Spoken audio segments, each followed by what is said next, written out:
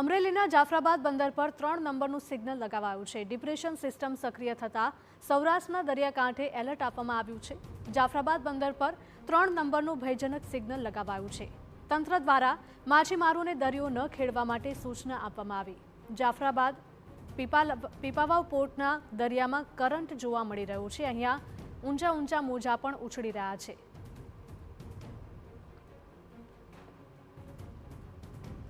તો જાફરાબાદ બંદર પર 3 નંબરનું સિગ્નલ લગાવવામાં આવ્યું છે। ડિપ્રેશન સિસ્ટમ સક્રિય થઈ છે અને તેના કારણે જ સૌરાષ્ટ્રના દરિયા કિનારે એલર્ટ અપાયું છે। જાફરાબાદ બંદર પર 3 નંબરનું ભયજનક સિગ્નલ લગાવાયું છે।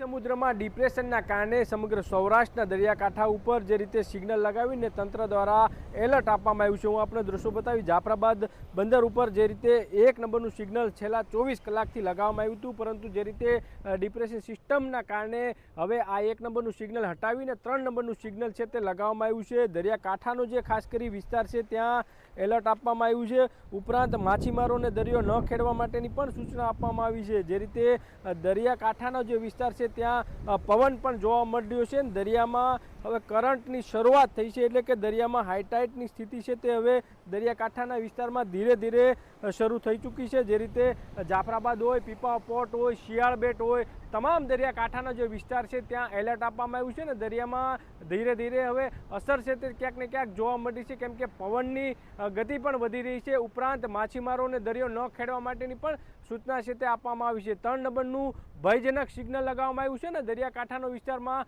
એલર્ટ જાહેર કરવામાં આવ્યું છે। જયદેવ કાઠી, TV9 જાફરાબાદ।